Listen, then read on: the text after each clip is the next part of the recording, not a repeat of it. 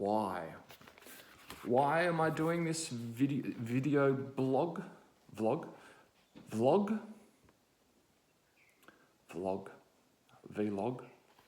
Vision log? Sure. So, this is for my niece and nephew to, happy days.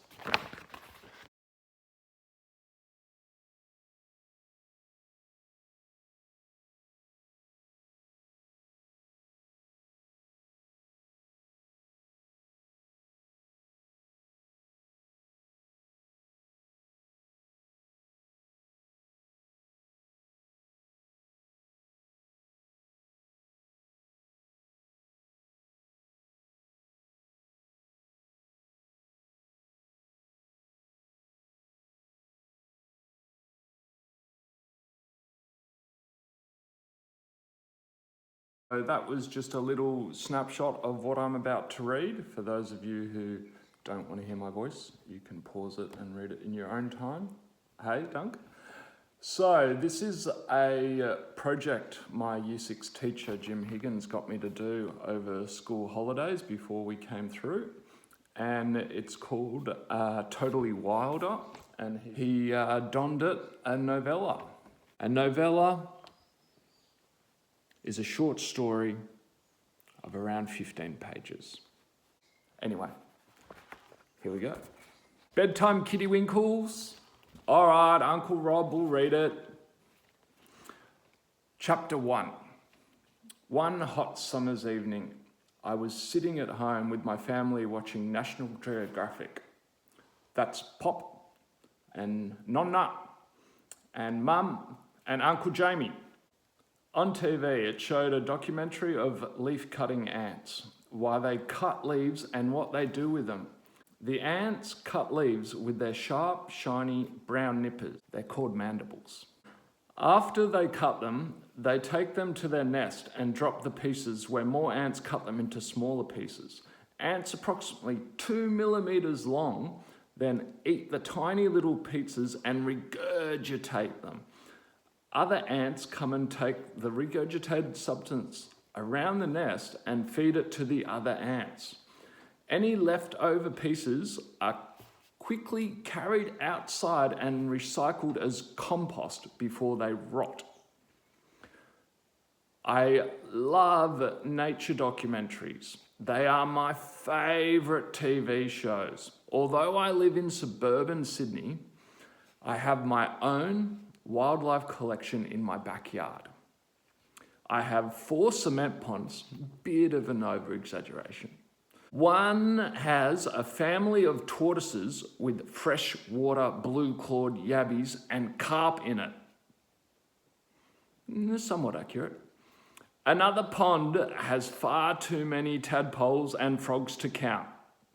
There are brown marsh frogs, green and gold bell frogs, not really, and the rare red-crowned toadlets, which are an endangered species. In the biggest pond, I have yellow belly, silver perch, redfin, and freshwater guppies. I like to watch the yellow belly, good yellow belly, jump out of the water and feed on the beetles perch on the overhanging branches of old gnarled orange tree. The 4th pond is my breeding pond. I breed frogs to let them go. After all, there is a world shortage of frogs. There's a short story to my yabbies. I used to keep them in a fish tank in my bedroom. One night, my family came home late and found a yabby at the front door. When I checked my tank, all the yabbies had climbed out along the air hose. Well, Mum panicked. She said she wasn't going to bed until the yabbies were found. Oh, no! She didn't want to be bitten on her toe or anywhere else during the night. It didn't take long to find them. I only had to follow the screams. Mum trod on one and screamed. My brother picked one up off the floor. When he picked up his dirty clothes, He screamed. It bit him on his finger. My sister went to the bathroom and screamed. She wouldn't say, but I think she sat on one. Mum won't let me keep yabbies in the house ever again. I also have a number of tropical fish tanks and a collection of land animals. I have guinea pigs, mice, lizards, rabbits, spiders, and scorpions. There is a goanna too. I love to frighten any visitors Mum and Dad have with my pets. Simple pleasures. I love to frighten any visitors Mum and Dad have with my pet reticulated python, which is 5 meters long.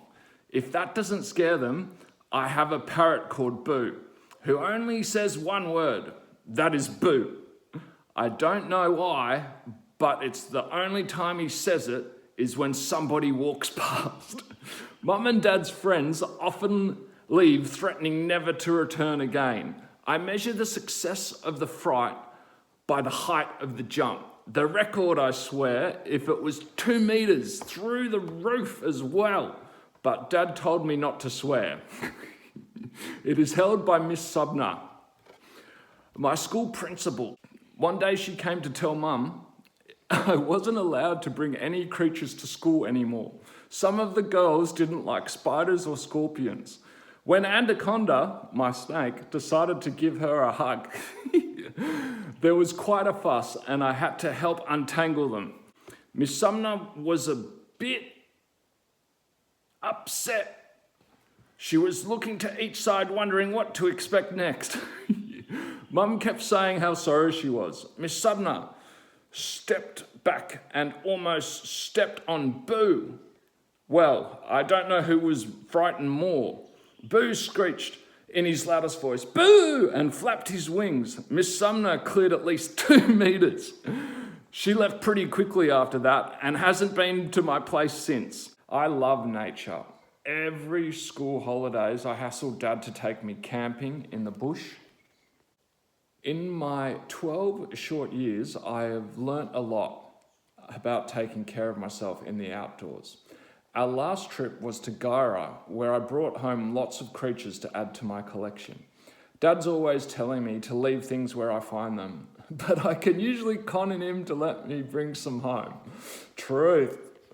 I think I drive Mum and Dad crazy. Anyways, at the end of National Geographic, Sandra Sully, the presenter, announced that Channel 10 was running a competition.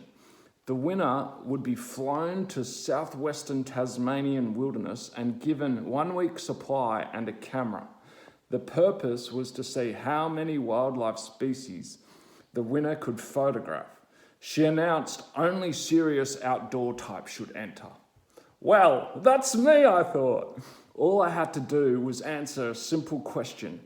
That is the length of the leaf-cutting ants that regurgitated the leaves. I quickly rang the advertised number and answered the question and gave my name and address. Then I hung up and went to bed. Chapter 2. Chapter 1. Whoa. Far out. This is a great start to a novella, hey. Chapter 2. 2 weeks had gone by. No telephone message, no letter or anything. I went to the post office to see if there was any mail. The post office manager came out. He would have been 2 meters tall at least.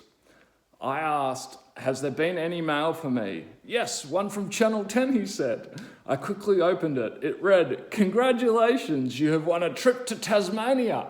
"Cool," I yelled. Back home, Dad was less keen. "No way, absolutely not. Over my dead body," he said.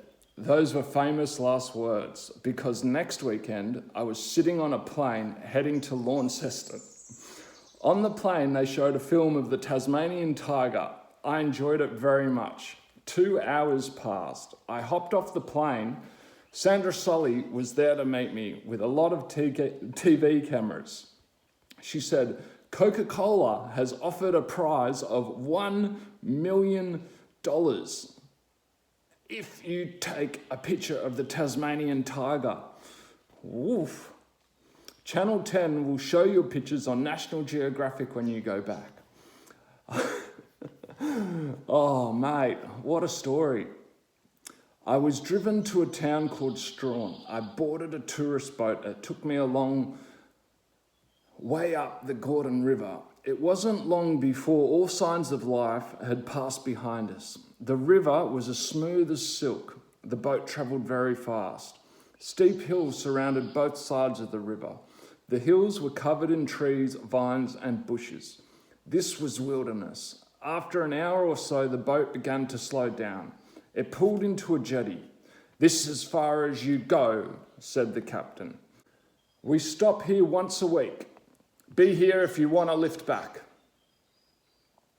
I walked ashore. Channel 10 had set up a campsite. There was a tent. I walked over to investigate. I saw a metal box. I opened it. There was a rifle with 200 bullets, a hatchet, a camera, fishing line, hooks and sinkers. There was a survival kit with all sorts of food, including my favourite, Maggi noodles. I picked up the camera and went for a walk. The trees were old and gnarled. A sign said they were hewn pine trees, and some were 2,000 years old.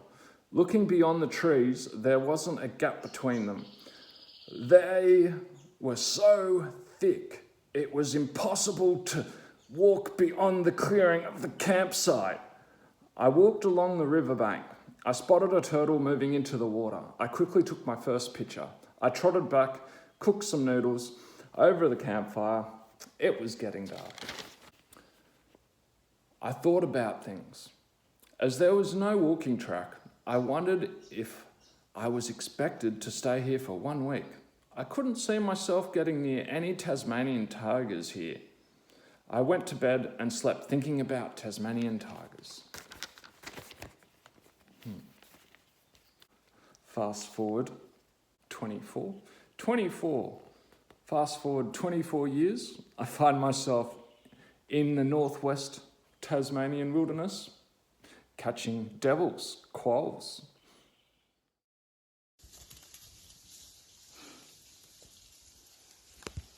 Yeah, some truth to this story.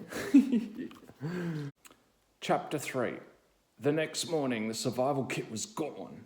There were footprints everywhere. It looked like a gang of animals had a party. A line in the sand was obviously where a goanna had been. There was some possum poo on the ground as well. All I had left was the hatchet, camera, fishing line, and a rifle.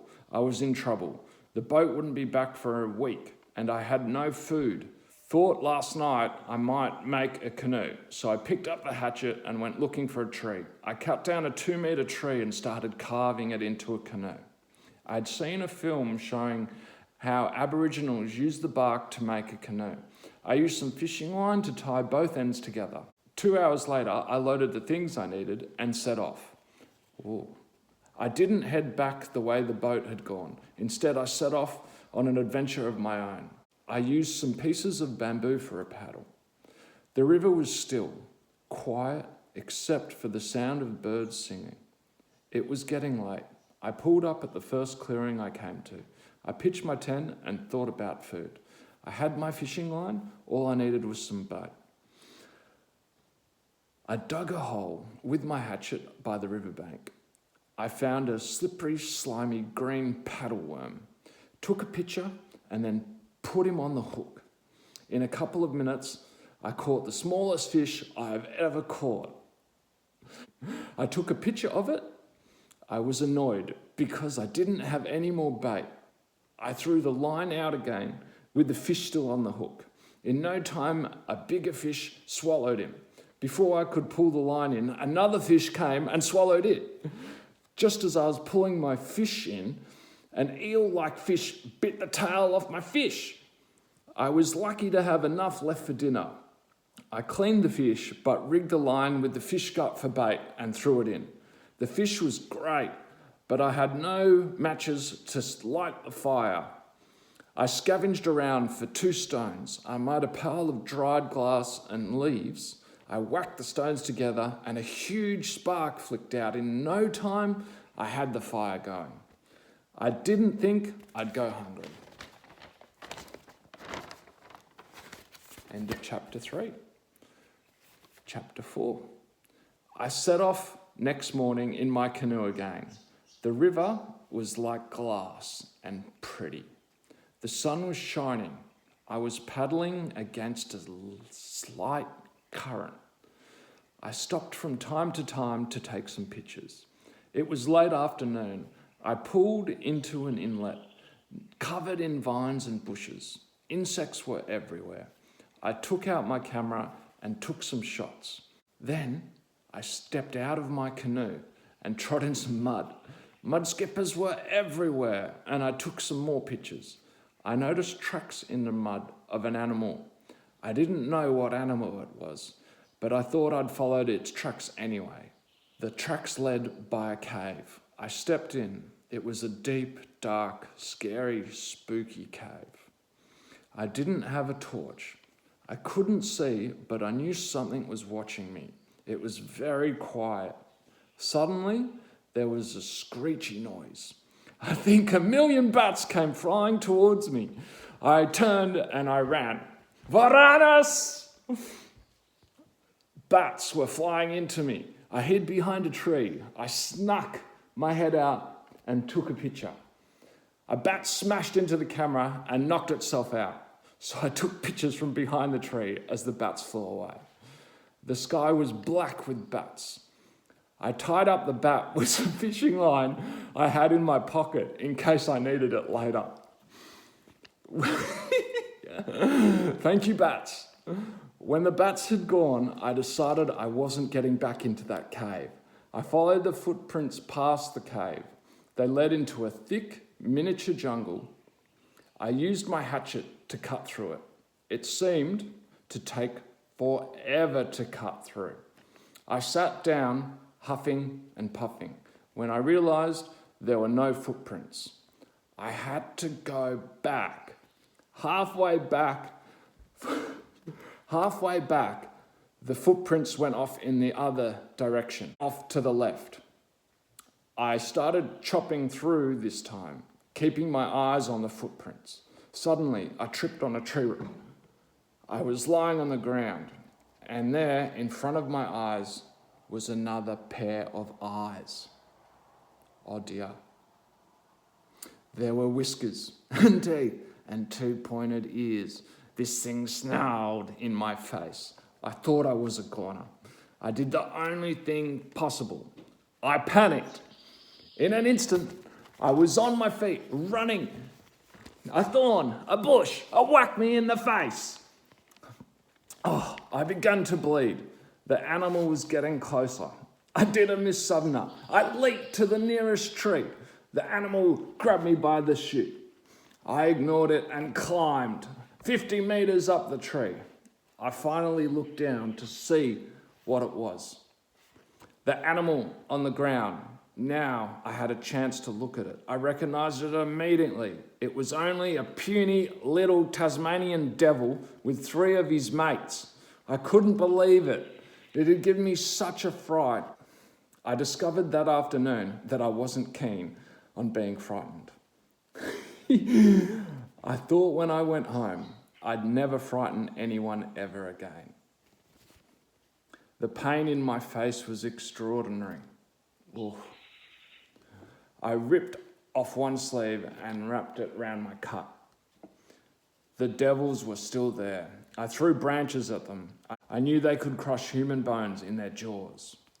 I slept up the tree that night and went to bed hungry. End of chapter 4. Chapter 5. In the morning, I climbed down. The Tasmanian devils were asleep. I took a photo and ran to my canoe. I picked up the bat near the cave. When I arrived, the mud near the canoe, I couldn't believe what I saw. Huge mud crabs were everywhere. They had turned towards me with their big nippers. I didn't have dinner last night, and I hadn't had breakfast, and I was so hungry. So I quickly jumped behind a crab and picked him up by the nippers. I tied him up with some fishing line, like they do in the fish shops. Then I quickly stepped between the crabs to get to my canoe, and I paddled away as quickly as I could. I pulled into a clearing as soon as I could, lit a fire, and had steamed crab for breakfast. Mud crab was one of Mum's favourite meals. She would have loved to be eating mud crab, but I don't think she would like to eat them by this river with me. Luckily, there was no wildlife at this spot. I hopped back into my canoe and continued on my journey. The day passed peacefully until late in the afternoon when the current increased and I had to paddle harder. I began hearing a noise in the distance that increased as I approached it. Suddenly, a trout jumped out into my canoe. Then another. A fly landed on my ear. In an instant, a trout jumped out of the water and bit me on the ear. I screamed. I pulled into the river bank. I trod on a grasshopper and used him for bait. I threw in my fishing line and soon caught another trout. I found some berries and fed them to my bat. I set up my stuff and thought I would go check out the noise, which now didn't sound very far away. The forest was still too thick to walk through, so I walked close to the river's edge. Trout were still jumping out of the water, and I took some good photos of them. I was coming to a bend in the river when it started to rain. It was strange because there were no clouds in the sky. The river was rushing by. There was even some white rapids. I came around the bend, and there in front of me was the biggest waterfall I had ever seen. Now I knew what the noise was, and it wasn't rain, it was spray from the waterfall. There was a huge pond at the bottom, and the water was pouring over a group of rocks like a spillway. For the umpteenth time since I left the jetty, I couldn't believe my eyes. At the spillway, I saw a bear.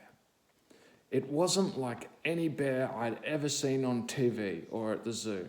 It had 4 legs, it was as high as a goat, it looked like an overgrown koala bear with long fur. I moved closer for a better look. I took pictures from 20 metres, 15 metres, and then 10. I could see gold-coloured teeth.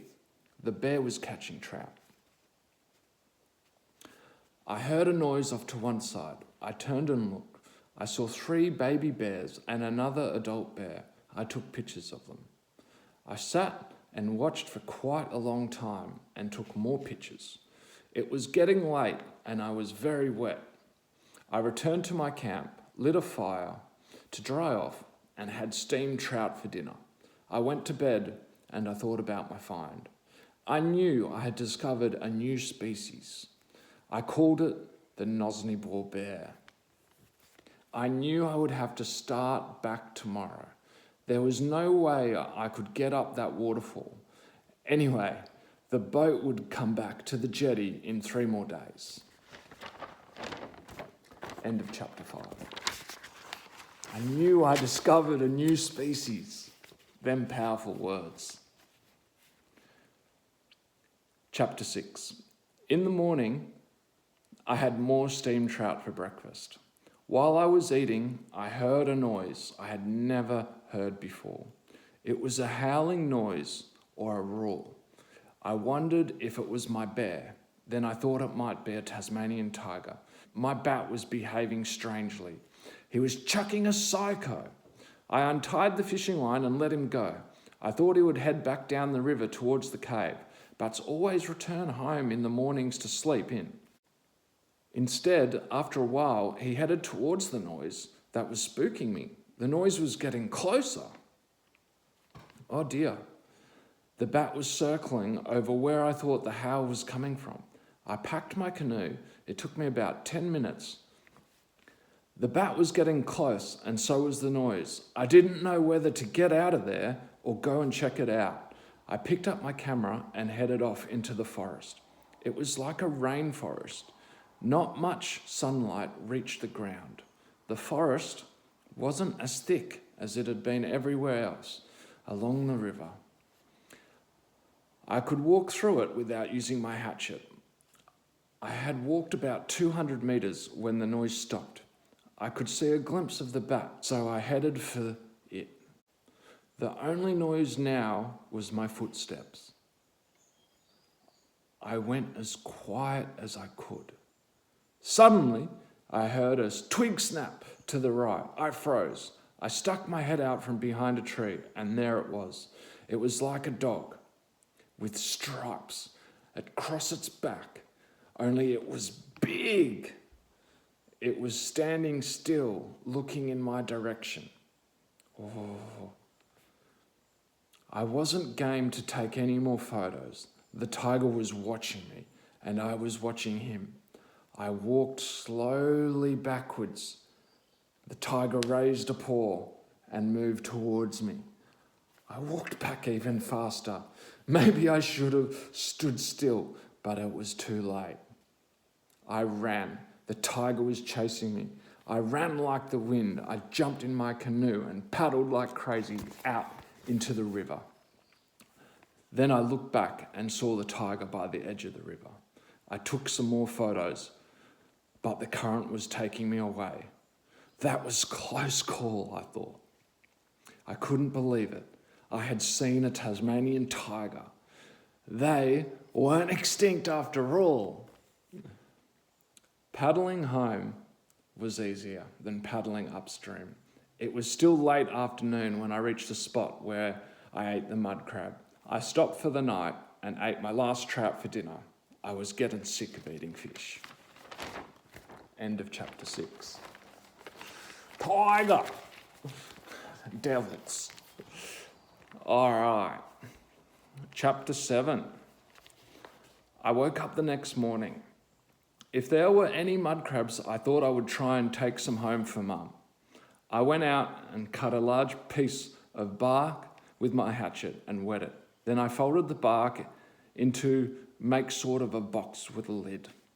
While I was sitting down, I noticed an ant trail. The ants were quite big and they were carrying bits of leaves. They were real live leaf-cutting ants. I found my camera and took a closer look. The trail led into a rotten log. The ants weren't big. They were huge. I took some photos. These ants helped build the mycelium network. Must be an antidote of sorts. I packed up and paddled off in search of mud crabs. They were here, all right. Big ones. I used a stick to poke at them. When they grabbed hold of the stick with their nippers, I put them in my box. I collected 27. I tied the box to the back of my canoe and paddled away, towing the box. Behind me, I didn't see any Tasmanian devils this time. Thank heavens. I spent the night at the spot where I caught my first fish. I thought this river and this wilderness were a very special part of this world. I would definitely bring Dad here on our next camping trip, if he was game enough to come here. I spent the last night back by the jetty. The boat would come for me the next day. I was looking forward to telling everyone about my adventure. I thought maybe when I grow up, I could bring people up here on wildlife expeditions. End of chapter 7. Mate, you're only as good as your word. So, andiamo adesso. Venica. Chapter 8. I was on the jetty the next day when the boat came around the bend in the river. I waved as the boat pulled alongside. I was surprised to see a boat full of people all waving back at me. The captain said, "How did I get on?" "I found my tiger," I answered. And the passengers had a look at the hewn pine trees. I loaded my gear on the boat and my box with the crabs was just holding together. I put it at the back of the boat under a seat. The captain wanted to know what happened since he left me. I told him. I told him about the fishing, the bats, the devils, the crabs, the trout, the bears, and the tiger. the ants, the insects, the birds, and the lizards I had seen. He asked, "Did you take any pictures?" "Lots and lots," I said. He seemed interested. Soon the passengers came aboard and we were headed for Strawn. One passenger asked me about my adventure. As I began to tell him, other passengers gathered round. Soon everyone was listening to my story. I told them everything that had happened, except I forgot to mention the mud crabs. When I had finished, one passenger said, "That's a good story, but I don't believe you." Just as he said that, he suddenly yelled, "Ouch!" One of the mud crabs had climbed out of my box and bit him through his shoe. The other passengers scattered in all directions. "I forgot to mention I brought back some crabs," I shouted. One man who had stayed behind laughed. He was a reporter with a local newspaper. He said I looked funny. I suppose I did. I hadn't had a bath for a week. I was in the same clothes, which were pretty dirty. My shoes were muddy and my hair was all mucked up. I collected my mud crab and put him back in my box. Soon we were pulling into the wharf at Strawn. There were people everywhere. The captain said he had been on the radio and told his boss what I had to say. I hoped I wasn't in trouble. Sandra Sully was there with the TV cameras. I was pleased. I didn't have to carry my gear or my crabs anymore. Someone else carried them for me everywhere I went. They were always careful of my box with the crabs in it. I was driven back to the airport. This time, they had a VIP jet waiting. I was impressed. We flew to Sydney, then hopped in a helicopter and went to Channel 10. On the way, Sandra Sully asked me about what had happened. Someone took my camera and all my film. I was taken to a studio where there was bright lights and more TV cameras. I had to go all over my story again in great detail. I was getting tired of repeating myself. Thank you, YouTube. It took about 1 hour for a guy to come with my pictures. I was surprised. They was perfect considering my hands were shaking when I took some of them. Let me tell you, these adults were excited. They treated me differently after they saw the photos. If I didn't know better, I might have thought they hadn't believed me until that moment, when they saw these photos. Sandra Sully said, "It looks like Coca-Cola owe you big time." Powerade, turtle power. All right, Malaysia, the coral triangle, that photo. Maybe I should edit that picture here.